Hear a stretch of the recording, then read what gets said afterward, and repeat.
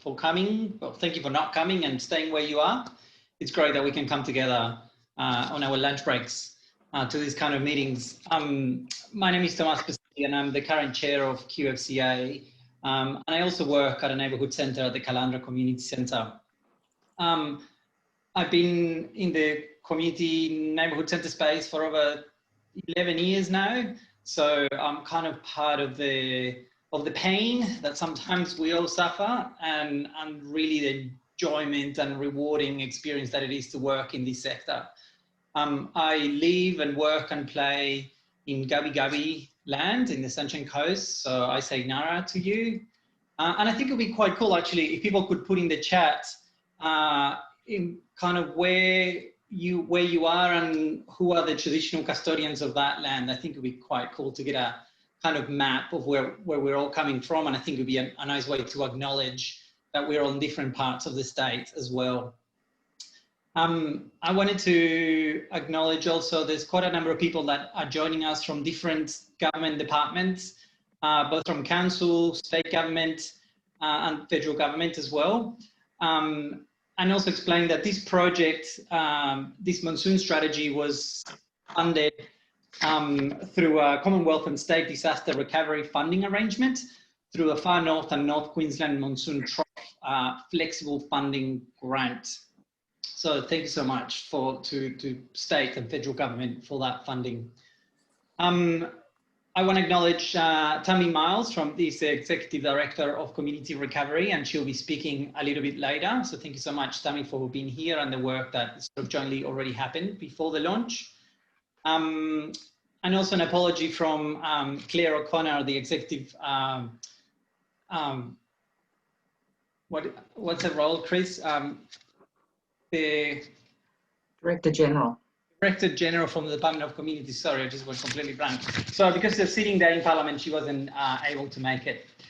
So the purpose of today really is to launch the strategy. I think just in terms of the kind of mechanics of today, if everyone can put yourselves in mute, that'll be great, except for when you are speaking. There will be a Q&A session towards the end, so please hold on your questions until then, or if you must, put something on the chat. Is there anyone phoning in? If you are phoning in, I will be putting the Monsoon strategy on the web page, and then it will be mailed, I'm pretty sure, to everyone that's registered for this session. Also, if you put any questions in the chat, make sure you leave your contact details. We will be recording the session today because we would like to use it for further information and resources, but there will be no identification of anyone that is in this session.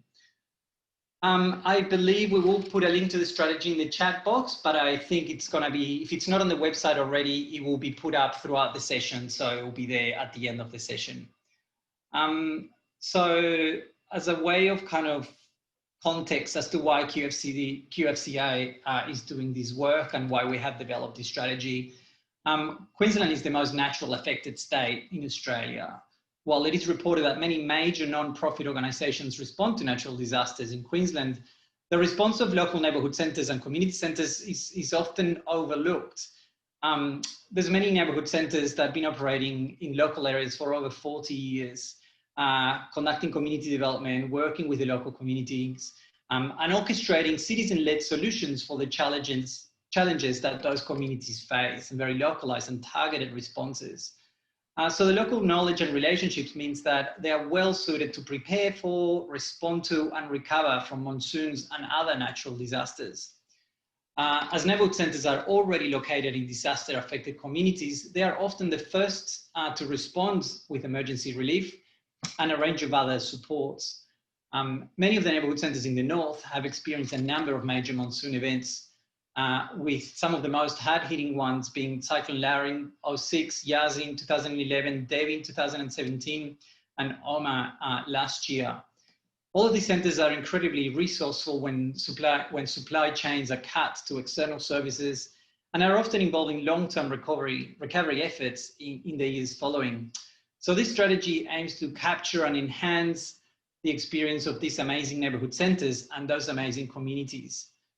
And also I want to kind of emphasize that this strategy wasn't done as a desktop exercise from someone in Brisbane. This strategy was worked with all of those local neighbourhood centres that have a tremendous amount of experience in how they responded and the type of responses that they came up with. So I wanted to acknowledge all those centres that participated with interviews, sort of forums, engaged with Mengting and the other staff. I want to thank the staff in developing this strategy. Again, I want to acknowledge the funders that this was a jointly funded under the Commonwealth and State Disaster Recovery Funding Arrangements. I hope you enjoy the session, and I'll now hand over to Natasha Odges, who is the Disaster Projects Coordinator. Tash. Thank you, Thomas.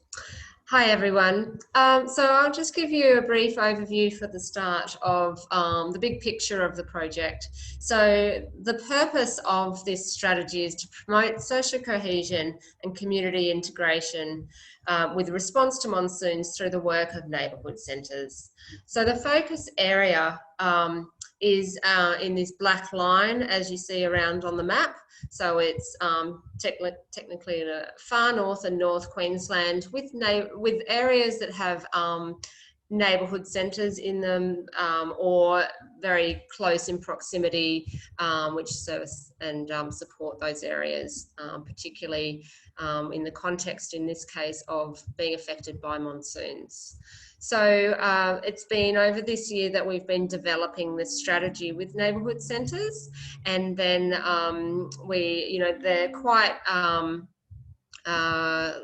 in some cases, depending on what context centres are coming from, can be large strategies embedded in this strategy to look forward on. So there's a 3-year implementation timeframe, and we also have funding, thanks again to the Queensland and Australian governments, for a second round from the same funding, so round 2 for the implementation of the project. So it's really fortunate that we're able to have something fairly solid to continue on with, to go straight in with neighbourhood centres for linking further out in the broader community and government sector, LDMGs, the local disaster management groups and the like, to look at how these strategies that are going to be presented today can be implemented. So following on from that, just a picture of the broader scope of how this strategy fits in with the other strategies there. We have completed and launched this year an equivalent strategy for drought in Western Queensland, which was funded by the Queensland Community Foundation. And we also have happening at the moment the development of the bushfire strategy, which was funded by the Central Queensland Bushfires Category C flexible funding through the Australian and Australian governments as well. So these 3 strategies will then form into an overarching Queensland Neighbourhood Centre strategy for disaster resilience, which really puts neighbourhood centres in a fairly solid grounding in terms of having some backing information and considered strategies with thoughts from neighbourhood centres themselves on ways forward to really enhance the work that neighbourhood centres already do in disaster resilience space. So for this session, for the launch, we'll continue on with some more, a little bit of further detail from Mengting, who has been the key person working with neighbourhood centres and writing the fine details of this strategy, putting it all into place. And then we're going to be very fortunate to hear from 6 different neighbourhood centres on there and to present the strategies and hear their insights on what's behind these strategies.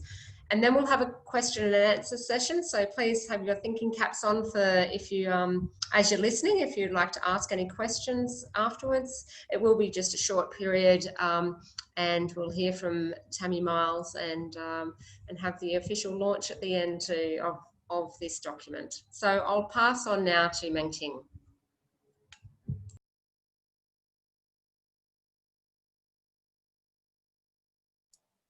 My apologies there. Hi everyone, I'm Menting, the project worker for the strategy for Monsoon Resilience.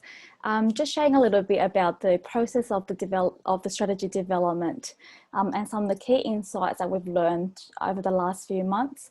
So the development of the strategies has been a collaborative process underpinned by the principles of the participatory action research, and in valuing the neighbourhood centres as knowledge holders of their local communities. We were really guided by that in every stage of this process to develop the 6 strategies and the objectives that will aim to enhance their role in supporting monsoon affected communities.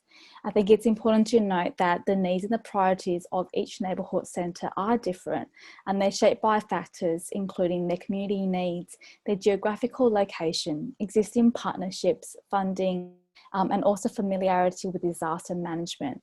And therefore each neighbourhood centre will also implement these strategies according to their priorities, while recognising that broader support from the community and government is also needed.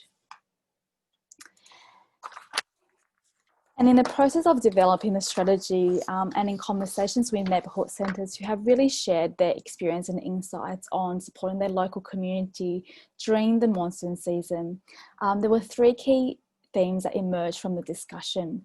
And we see that neighbourhood centres are often the first and the last point of contact for individuals affected by monsoons, along with other disasters. We see that neighbourhood centres can adapt quickly to the needs of their local community by tapping into the local resources through collaborations and rearranging internal roles where staff resources are available.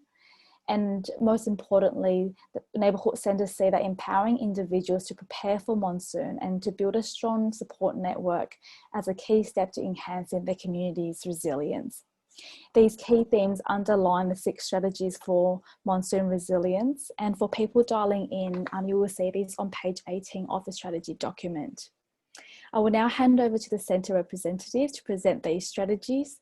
First, we have Linda McLennan from the Hitchinbrook Community Support Centre. Over to you, Linda. Hi everyone, I'm Linda McClelland and I am the CEO of the Hinchinbrook Community Support Centre, and I'm going to speak with you briefly on Strategy A, communicate the role and capacity of neighbourhood centres in supporting monsoon affected communities. My organisation is in Ingham, which sits smack bang on the floodplains of the Herbert River. So flooding is an annual risk to us in the wet season, and particularly throughout the La Nina, which I believe we're about to launch into. So this organisation has been entrenched for many years in regards to responding and preparing the community for the inevitable event. And what we found is that the community was coming to us to look for answers. We were increasingly seeing vulnerable people who weren't coping very well with the event. Some of the locals knew what to do, but visitors and vulnerable people didn't have access to the support that they needed. Over the years of responding to events, we've now been endorsed by the local disaster management group. We don't sit on the inner circle, but we sit just outside that, and we have a critical role in the social recovery group. Our organisation responds in 3 different ways, and that's in that we support the community to be prepared, we help the community respond, and we certainly are very active in the recovery if there's an event. So we launch our preparedness program in November, and how that looks is we distribute information. We host groups with vulnerable people. We actively encourage people to design their own evacuation plan, communicate that to the family, start looking at what they need to have in their households, and to start connecting with their neighbours who are a valuable resource.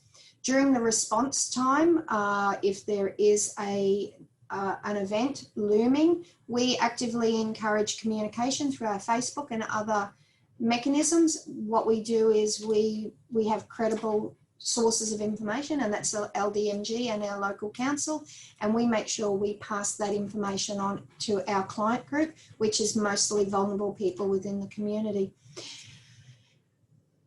In addition to that, in the recovery, we've now firmly embedded ourselves into the recovery centres, and we have a table at the recovery centres and we support visiting services in their activities. And post the closing of the recovery centre, we're often engaged in supporting these organisations continue to address the needs of the last vulnerable people that sit in our community, and that can be up to 1 or 2 years post the event.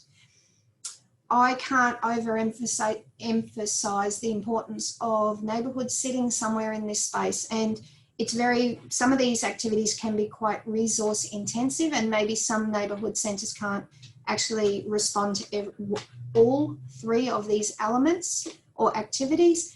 But I can't underemphasise the benefit to the community of neighbourhood centres being in this space, particularly in the preparedness space, and encouraging community members to become more resilient and more connected with their community.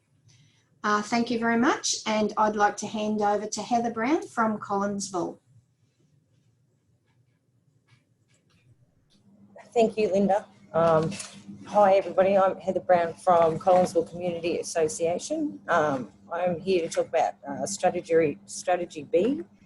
The need for community planning and working together came about after Cyclone Debbie. Collinsville didn't really have a disaster management plan at the time. This has been a very, very long process, and it is still being developed, so it's not quite finalised yet. But we've only got a short way to go. We've partnered now with Sunday Regional Council to run preparedness, community information sessions. We've got our next session with SES from Bowen. They're coming up to give the community a bit of a talk on how to be a bit more prepared.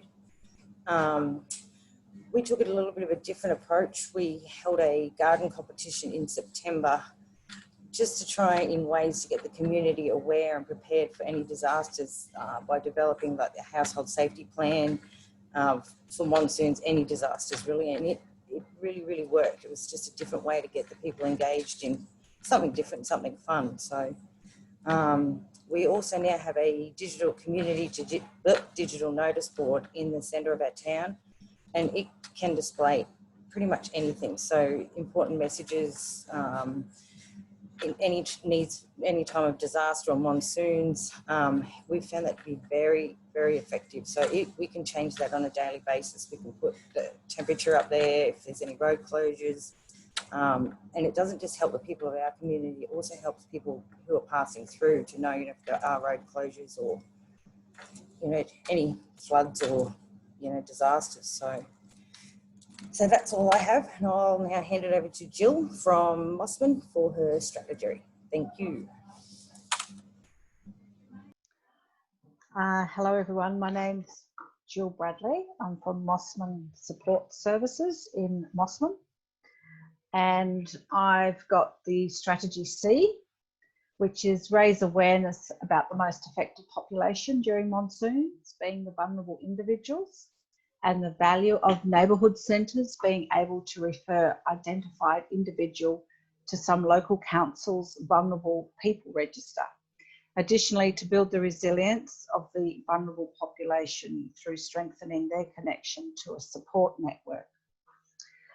So at Monsoon, we value the importance of having a soft entry point, which is provided by the neighbourhood centre setting, which is vital to keep vulnerable people connected to a support network. It is something that neighbourhood centres do very well. Contact with vulnerable residents can be difficult at times due to communication methods. The person may not have presented to the neighbourhood centre for a period of time and may have gone under the radar, or they may not want to be contactable. Phone numbers change regularly.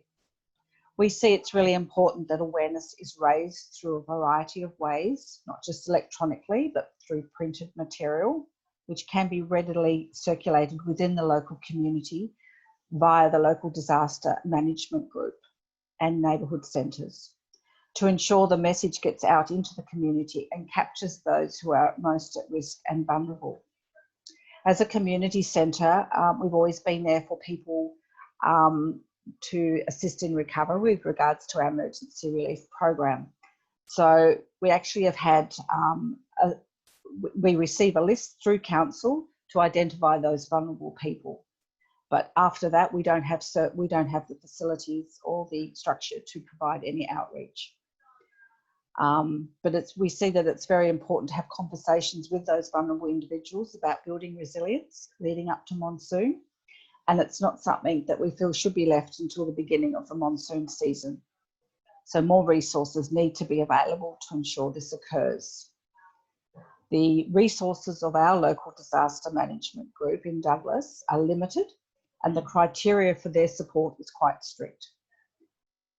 As a neighbourhood centre, we're not funded to provide an outreach service, so we do rely on awareness campaigns and community to direct those vulnerable persons to our service, where we can make connections and referrals within our service capacity to ensure the most vulnerable in our community are supported. And I'd now like to hand over to Kaz Price at Cooktown. Thank you. Unmute myself. Good afternoon, everybody. My name's Kaz Price. I'm at the Cooktown District Community Centre. I'm the CEO here.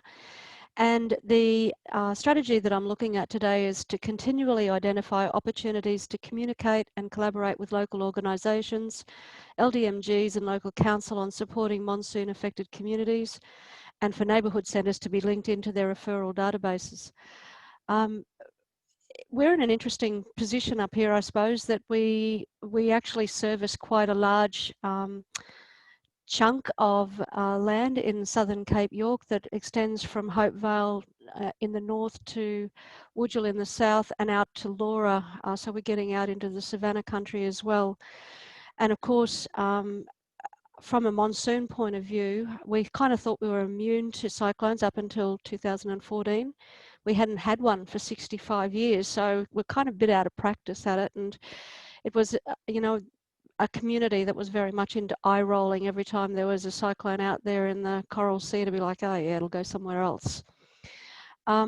As following on, I suppose, from Larry and Yasi and just the immense impact that they had when in 2014 and then again 11 months later in 2015 on both occasions having what appeared immense cyclones heading towards us at the time, really brought into sharp focus precisely how you go about that communications and collaborations. Because of the way that our service runs, we have about 20 or 25 staff here and we run about 11 programs. They are programs like domestic violence, family support, 60s programs and playgroup. So we're constantly in connection with the vulnerable people of those 4 communities that I mentioned. So from the point of view of the database, we're probably one of those organisations that provides, I suppose, input into the databases.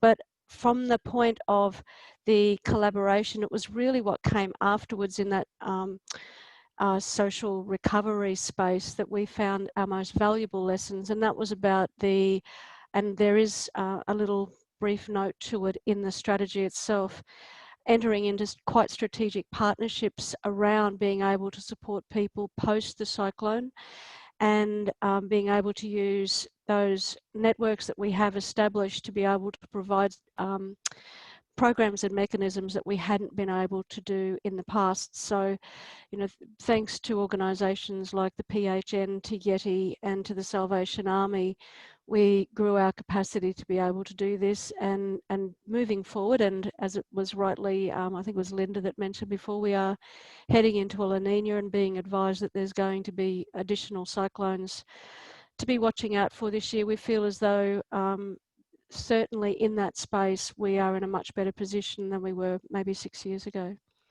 So thank you. And I am going to pass over now, and I haven't got my email open.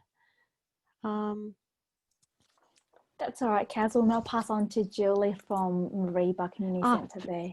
Julie from, yeah, exactly, for the to talk about number E.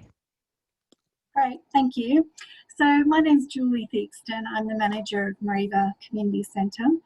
I'm going to be talking to Strategy E, which is titled Optimising the Use of Neighbourhood Centres Resources.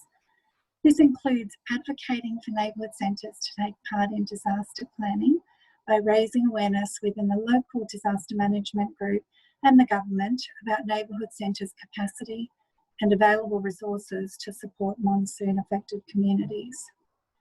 The text against this strategy goes on to talk about the key role that neighbourhood centres can play within disaster management because of their role within an understanding of the community.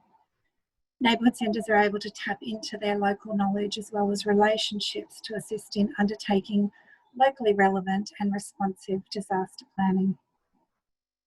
I think the best example of this from our Shire was actually around our LDMG response to COVID-19, but I think it translates effectively to our capacity to play a similar role during disaster management related to monsoons. Our neighbourhood centre is an integral part of the Mareeba Shire's community services subgroup of the local disaster management group. And during the period in which our community was particularly impacted by COVID-19 restrictions, the LDMG Community Services Subgroup met either weekly or fortnightly and was able to collectively address some emerging issues within the community. One example of this followed from our local police expressing concern at one of the first meetings that a significant proportion of the Aboriginal and Torres Strait Islander community in Mareeba seemed to have minimal understanding of the restrictions currently in place and those that were upcoming, as well as limited knowledge about COVID-19 and the potential threat that it posed. In response to this, our organisation was able to contact Mulungu, our local Aboriginal primary health service, who advised on and provided appropriate reference material in the form of flyers and infographics. And our staff then spent much of the following 2 days door knocking key areas of Mareeba, providing information and having conversations with people about COVID-19 and its impact on the community. Mulungu staff and the local police liaison officer also assisted with that process. That quick and collaborative response was only possible because of our role within the LDMG, our existing relationships, particularly with Mulungu and the police, our knowledge of the Mareeba community and hence knowing the key geographic areas to be targeting, and our credibility and recognised role within this community. Neighbourhood centres are exceptionally situated to provide in-depth insights into barriers that people face in preparing for, responding to and recovering from disasters in general and monsoons in particular. And they also play a key role in building resilience within the community. I'll now hand over to Sandra to talk about the next strategy.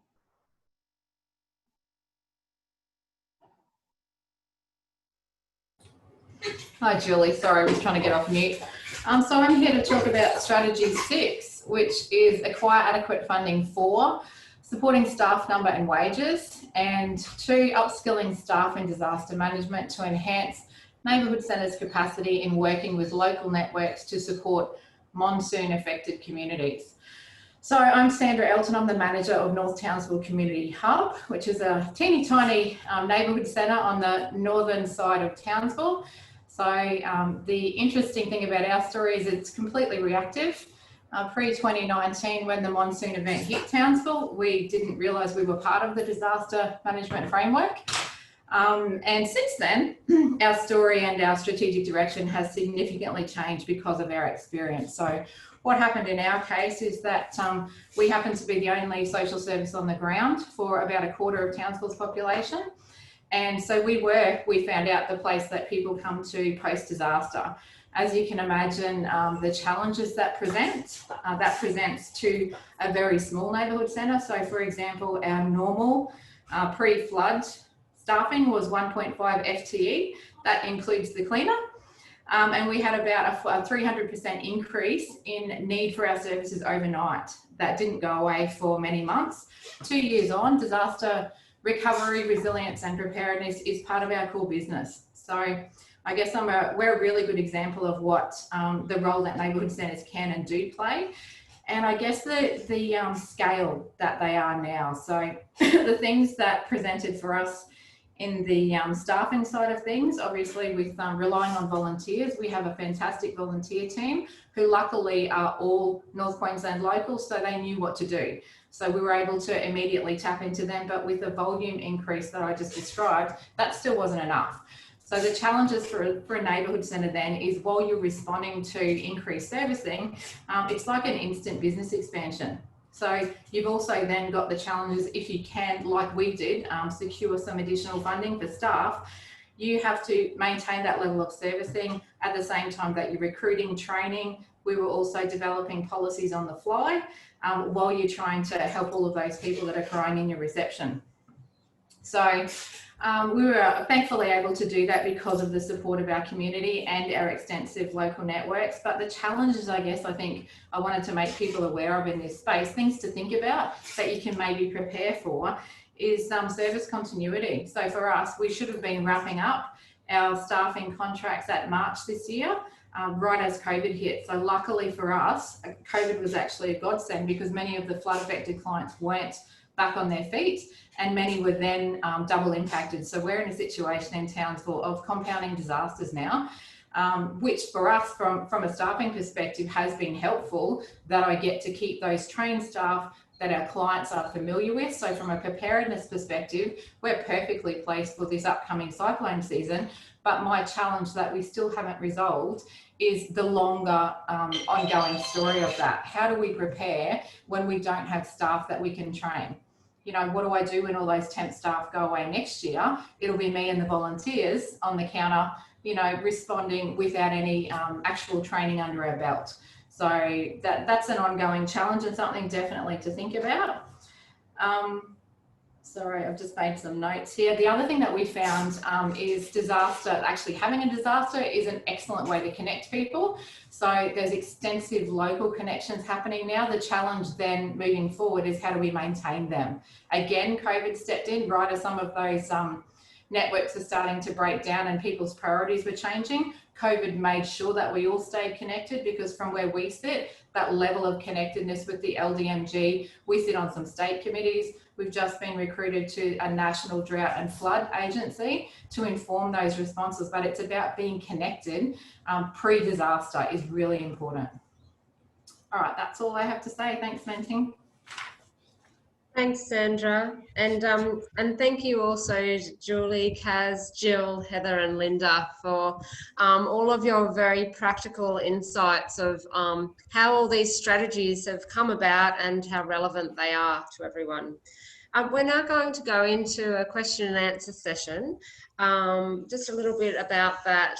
So please keep yourselves on mute and be ready for the unmute when you'd like to speak. If there's a few people, you might like to use the hands up icon. Neighbourhood centres and QFCA, if needed, will answer your questions. If there's any questions that are not able to be answered in time, or you'd like to ask them in a different forum, please contact either a neighbourhood centre who you're in contact with or QFCA. Details for contacts are on the Monsoon strategy webpage. And also, if you are dialing in, on the webpage is an email address for M. James if you would like to email a question that can be put through for this session. So is there anyone who'd like to ask a question? And it's a bit tricky that I can't see everyone's screens all at once here, so I'm just looking across. If anyone would like to even just unmute and ask a question, please do.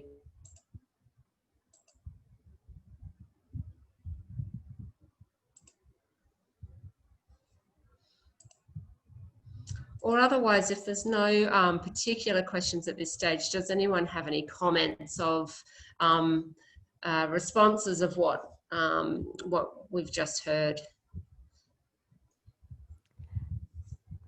Tash, it's Kaz speaking. I might actually start the ball rolling then with some questions, and it's actually going to be aimed to Sandra, because clearly the services that we run are significantly different. And I take my hat off to you to actually be like a one-man band with volunteers. We struggle up here with that volunteer space, but we make up for it by virtue of the fact that we have that 20 or so staff that can be redeployed to do things. And that's obviously what we did.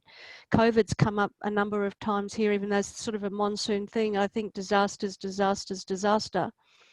That ability to be able to redeploy staff to quickly pick up the baton and run with another area. But I guess it's a question to you, Sandra, but I suppose also a question to the QFCA around how we, so to Chris, Tash, whoever, of how, sitting within this neighbourhood centre framework, we can better advocate for more comprehensive services, I guess, within, especially an area like that. That strikes me that there would definitely be need there.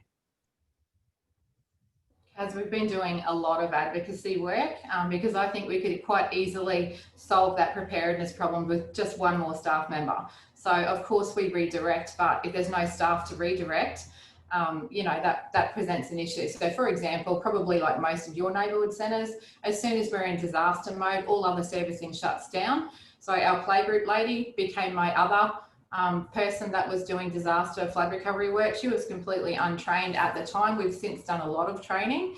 But I think that the thing to consider here is that it needs to be a paid role, because as beautiful as our volunteers are, the kind and the intensity and the psychological risk of placing any of our volunteers in that really intense frontline recovery work, particularly in the short to medium term, it's really intense. There was a mental health need, domestic and family violence. We had homeless populations that came and lived with us.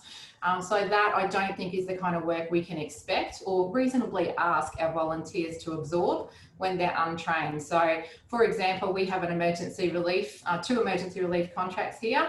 I see that if we could, they're also unstaffed, but the increasing intensity of the work that we're doing because of the population we're servicing, I think warrants a support worker, which could easily double as a disaster recovery worker. So, just as simple as myself, 1 disaster worker plus the playgroup chick would be able to rapidly expand and, grossly allow us to respond really well, really quickly.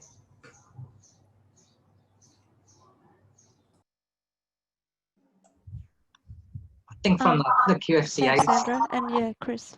The QFCA's point of view is that's one of the reasons why we really wanted to get alongside neighbourhood centres with this Monsoon strategy, so we could really have a look at what the issues are that neighbourhood centres are experiencing, and then present that evidence to other parties who might be interested in filling in some of those gaps that neighbourhood centres might be experiencing. I think one other aspect here with all of these strategies, as well as what's just been asked, is about that relationship with the local disaster management groups. The greater that relationship is from the neighbourhood centres themselves in those circles, can be just so valuable and relevant for being able to progress the resourcing of the centres as well. So there may be other ways. It may not be a direct staffing issue. It may be collaborating and sharing resources. Is there someone that can switch over to another organisation that's in the disaster management networks? Or is there other resourcing, shared resourcing ways to support in that local level as well? Does anyone else have any other comments on that question? Okay. Hi, my name is John. Can you see me? Go, John. Just need a bit more volume there. Hi, my name is John. Hi, John. Can you see me and can you hear me? Yes. Hi. Look, I work for the LCSA, which is the Local Community Services Association, which is QFCA's sister organisation in New South Wales. So we're the peak body for neighbourhood centres in New South Wales. And first of all, I just want to commend you on this report, on the launch, and all the terrific presentations of what you are doing in times of disaster. I just wanted to share with you a quick reflection and then ask you a question, if you allow me. We have recently also done some research in the disaster and the resilience to disaster report is the result of it. And I'm happy to share a link so you can have a look at that report. But what we found is that, first of all, there is 3 stages to every disaster, and that is the readiness and preparedness, there is the immediate response, and then there's the long-term recovery. And our research has shown that it is actually in the immediate response stage that it's almost emergency relief and like a hierarchical leadership that's required. You know, people need to know where they go, what to do, where they find the answers for their immediate issues. But it's in stage 1 and 3 that it's actually much more community-led, community development leadership model that is required. So that's a reflection that I've been grappling with a lot, because that seems to be something that our government here in New South Wales does not understand. So it's like, they bombard us with funding and with resources when things are really dire and when things just happened.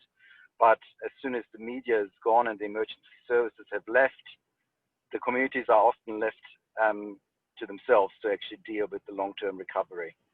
And to get investment into that recovery stage from a community-led perspective is a problem here in New South Wales. So I'm first of all wondering whether in Queensland you feel like you have recognition by government that community-led approaches are required in the long-term recovery. And then the second question I wanted to put to either QFCA or anyone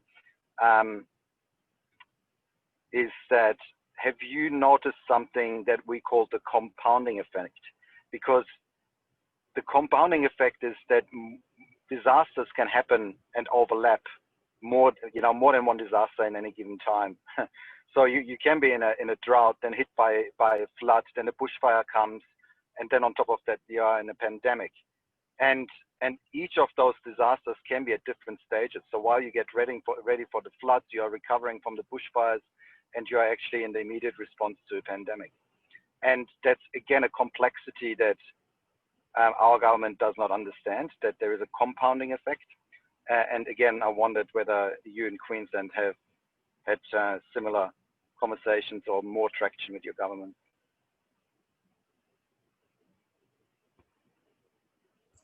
Would anyone like to jump in there? So we have seen compounding disasters, like I mentioned, with the floods, then COVID.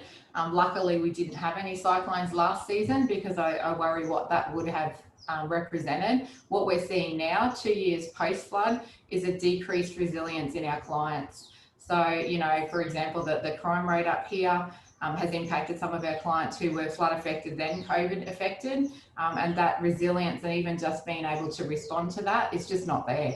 So, that's the complexity, I guess it brings the mental health risk up the list of priorities. So a lot of the work that we're doing now with Queensland Health, we've just got some contracts on board to fortify that mental health support and local access, because that's a gap that we're seeing. COVID has obviously affected mental health impact, but that overlaying of complexity is certainly being felt in our populations for sure.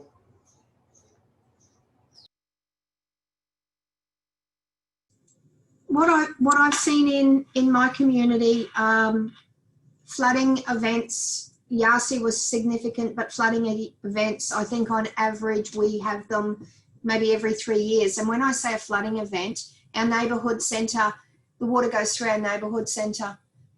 We try and keep it out, but we're not always successful. One particular year it caught us by surprise and we lost every piece of furniture in our neighbourhood centre, and we were relocated into the Hinchram Shire Council. What we discovered then, we did a lot of research and we looked professionally for international research, and we uncovered a lot of information around how people respond post-disaster, and it became really obvious to us that people needed a steady state, a steady place where they went looking for support. So the idea that our neighbourhood centre was locked up and boarded up because it had, 3 foot of flood water through it wasn't acceptable. my organisation had to seek funds elsewhere to get the neighbourhood. So now we have two buildings. We have the one that the organisation has purchased for itself, that is floodproof, and the neighbourhood centre that we still use. It's use or lose, I think. We still keep, but the impact is there. Every year the impact is potential there for that building to go underwater.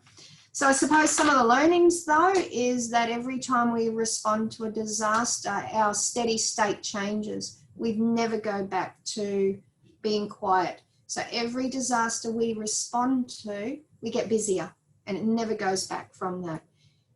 There's an increasing demand on us. It's very respectful. The government now basically post a disaster. I might get a phone call at 3 o'clock in the afternoon saying, can you tender for this? You've got 2 hours. And so we've established a very good relationship with state government, and, you know, I think it's a very professional and valued relationship, but that gives us the capacity to respond very quickly and to design a service response really quickly.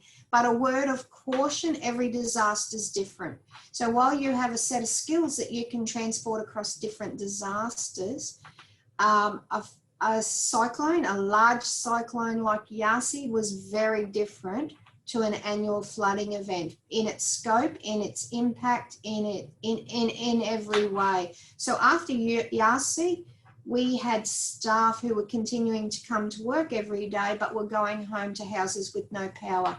So I suppose the cautionary note there is that we need to always, in some extent, rely on visiting services, outside services to come and support us, because the fatigue of us doing too much is really real. And realising that every disaster could be slightly different, and while we can respond to some disasters, our ability to respond to others might be slightly different. So I just wanted to say that. Thank you, Linda. That was very positive to hear as well overall. We are now at the end of the question and answer timing. If anyone is burning to say anything, please speak now. Otherwise, we'll move on to the last stage. Just sorry, Natasha. I just wanted to say that I put up a link in the chat box to the report that I mentioned you might be interested in. Thank you, Ken. Just a quick comment. It's Tash Donaldson from GovX and the federal government. We've just finished a piece on experiencing natural disasters.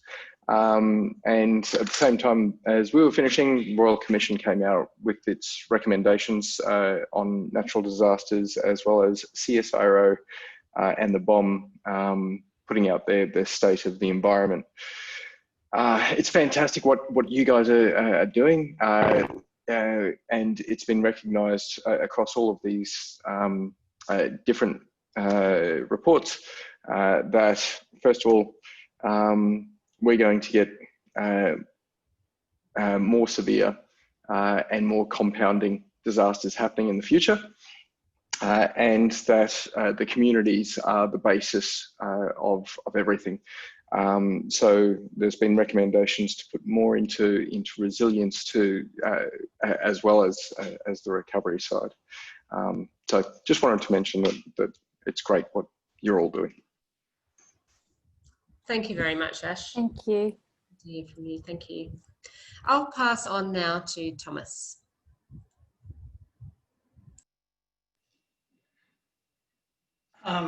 Thank you all for the questions, the comments, and for the 6 centres that presented their story. And just, yeah, again, encourage you, if you got more questions or comments, to just direct it through one of the staff or through the QFCA websites, their webpage contact. The report is definitely up on the website already, so you can have a look at that online or download it.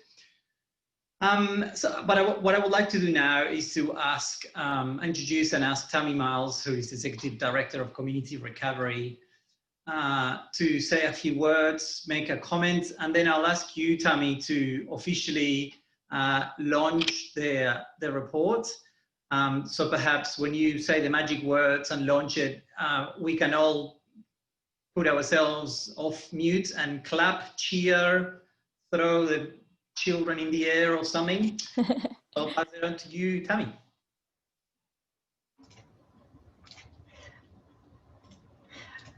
Thank you very much. Firstly, thank you for the opportunity to come along this afternoon and participate in your launch. In addition to my role in disasters, what many of you won't know is many years ago in my early career, I used to manage a neighbourhood centre. So I have a very strong appreciation of the critical role that neighbourhood centres do play in the fabric of communities. So greatly appreciated. Can I say congratulations to all involved in the development of the Monsoon Resilience Strategy.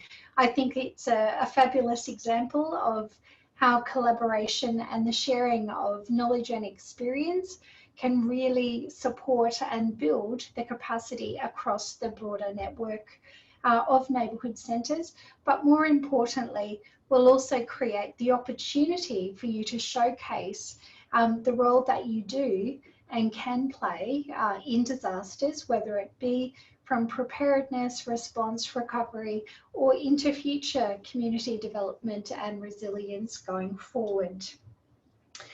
I personally know from experience that many of the neighbourhood centres, both in the monsoon, but also I think as you were mentioning in the bushfire responses, as well as the drought area, are playing very significant roles in supporting this important work. Thank you to all of the presenters who particularly shared their stories. I did know a couple of your stories quite well. So while I'm based down here in Brisbane, it is often my staff that you're working with in terms of the local human and social recovery responses. Really fantastic to see the partnerships and relationships that many of you are already establishing with disaster management groups. Similar to Natasha, I would say that is one of the most critical things as a neighbourhood centre you can do, is to create those links and relationships, as that is kind of the avenue of how you will be able to, I guess, continue to play a role and leverage support and resourcing across that. Similar to Ash, I too would acknowledge that as a result of the recent seasons, you know, there is a strong interest coming in terms of greater investment in that resilience and preparedness space. So I think the strategy that you've outlined will really position you well in that regard. I'm also really pleased to see that this strategy is part of a broader disaster resilience strategy where you are looking at other hazards and how they're affecting the community. And I can kind of see that you have got that overarching vision of how that will all come together as well. I'm really looking forward to, I guess, seeing what opportunities arise as you now move forward with the implementation. So well done, everyone. Now, do you want me to go into the official launch now, or did you want to do the picture? Okay, that being the case, I will then just say I officially launched the Queensland Neighbourhood Centre Strategy for Monsoon Resilience. Well done, everyone.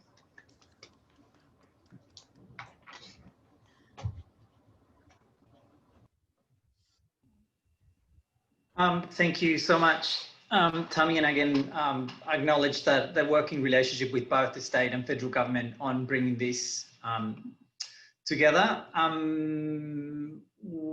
Just wanted to also acknowledge, I noticed when people have been putting on the chat where they come from, there was quite a few people from New South Wales, and thank you, Jan, for being here.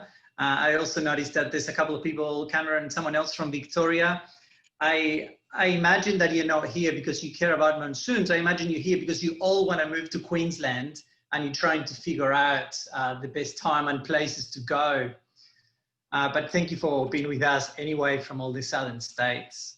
It's always nice to share our work, and also we always learn from each other in this space.